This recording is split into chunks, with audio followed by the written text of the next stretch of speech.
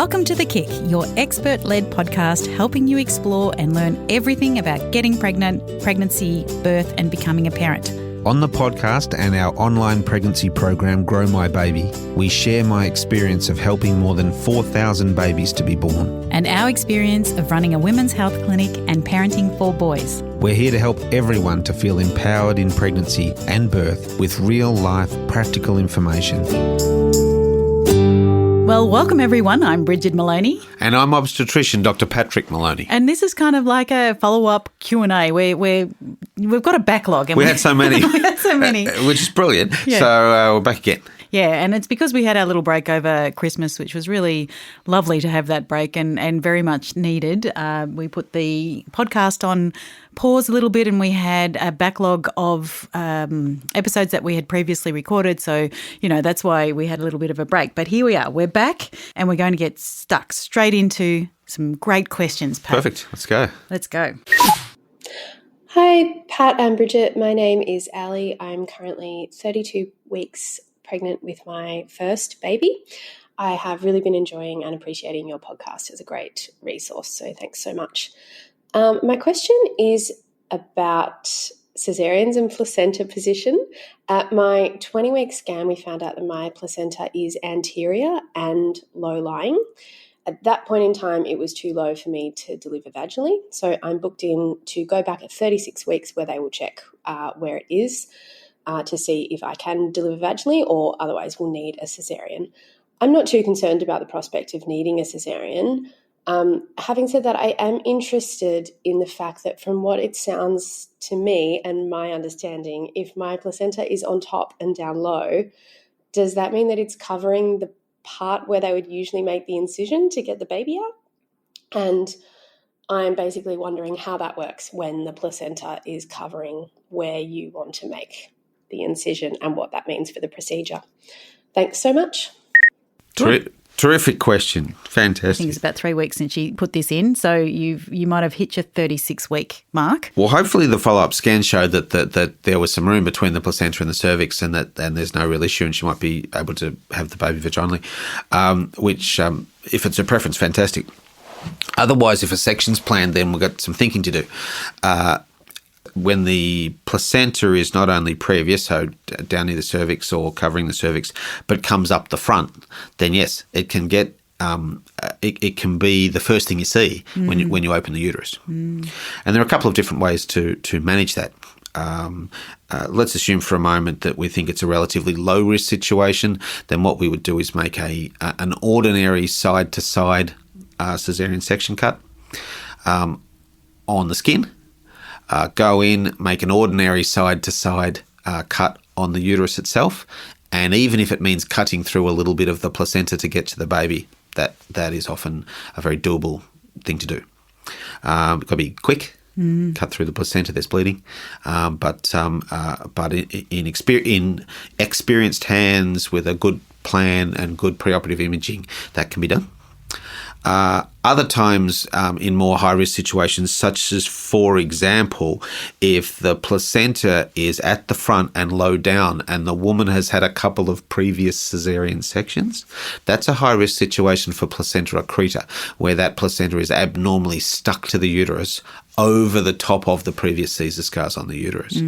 And in that situation, you would not want to cut through the placenta, get the baby out, and then find out that there was an enormous amount of bleeding that was worse because you had cut through the placenta.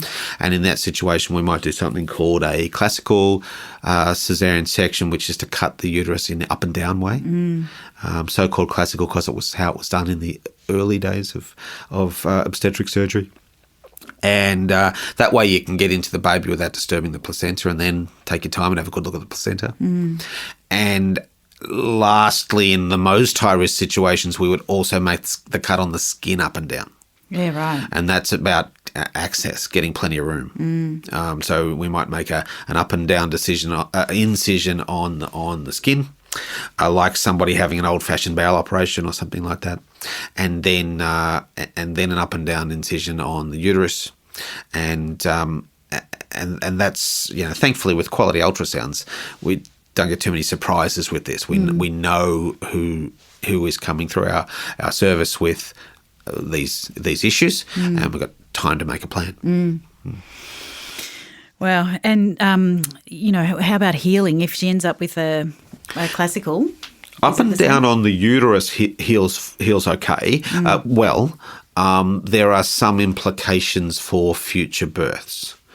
It's thought that up and down uterine incisions carry a higher rupture rate if you try and labour in a VBAC situation following an up and down cut.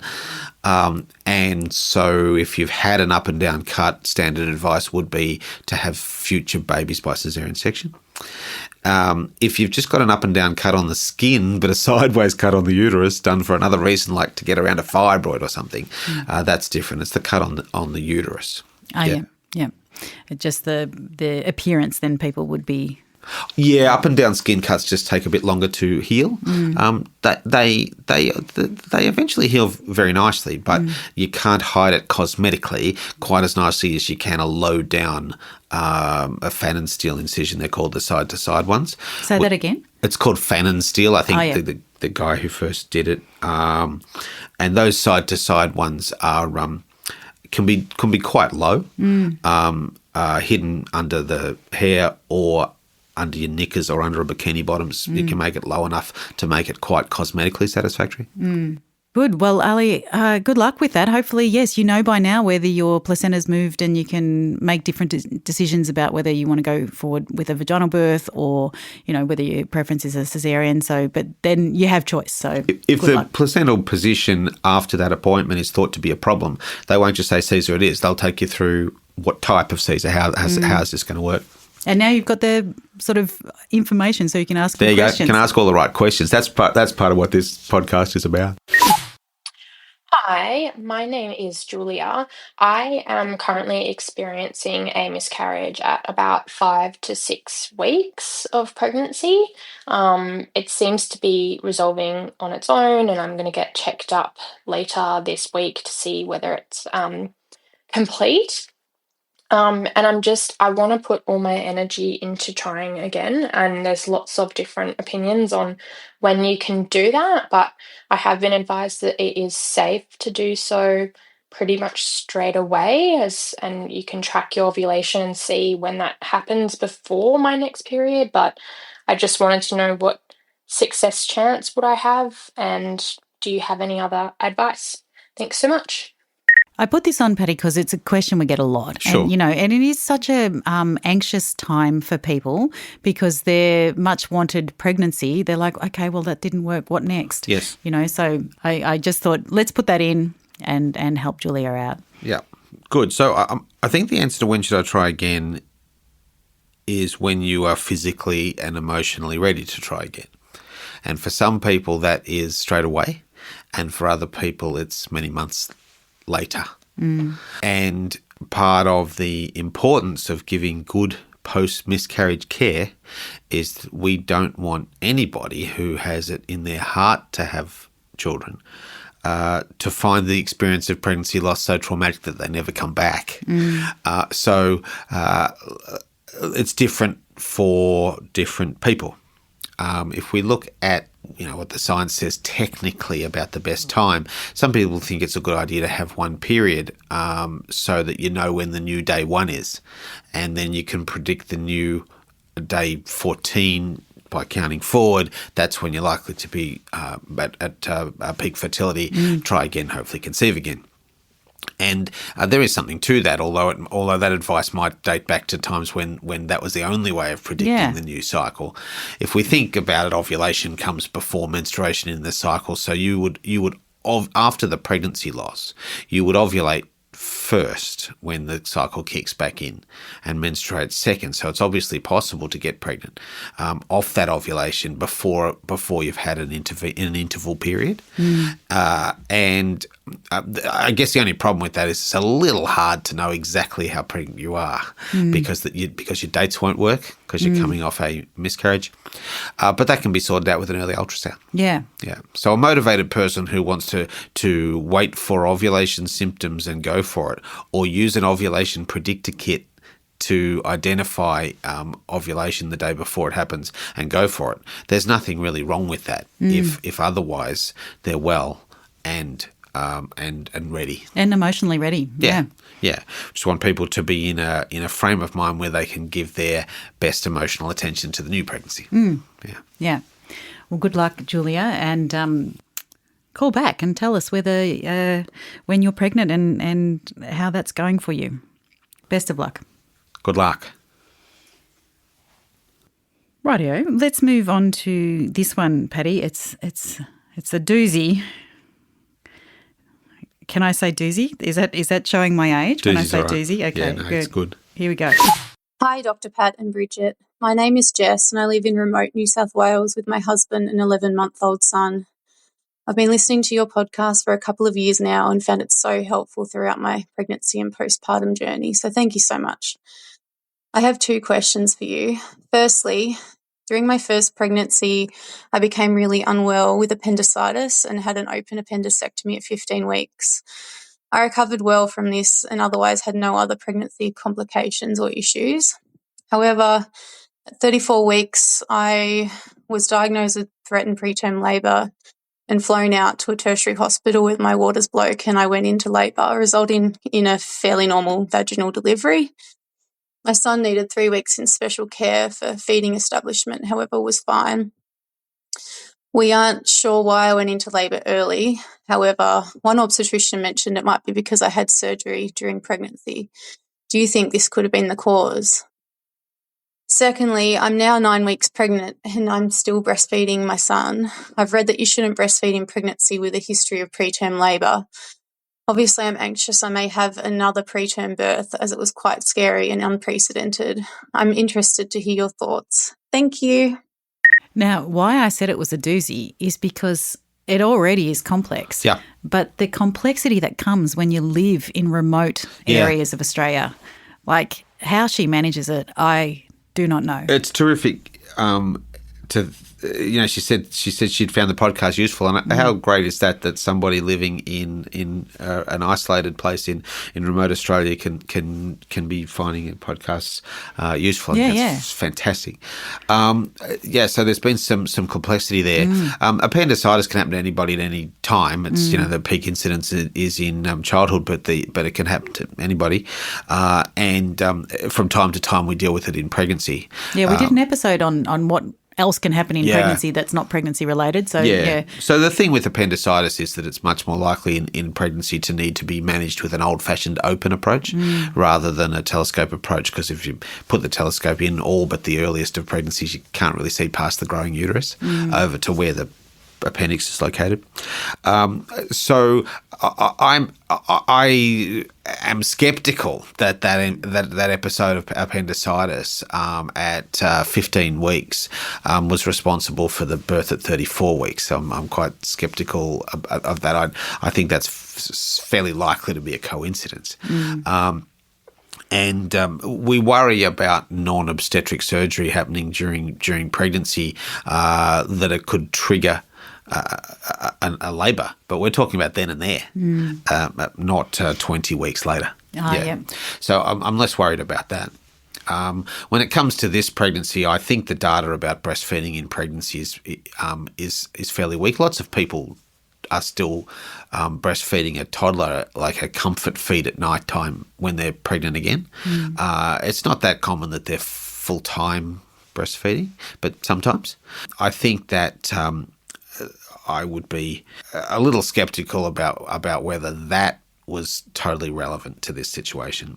The thing that I would be perhaps most concerned about is that anyone with a history of early preterm birth has that as a risk factor for next time, regardless of whether they've had an appendicectomy in the past or breastfeeding right now. It's about the history. And the history says that this person is significantly more likely to labour early than somebody else.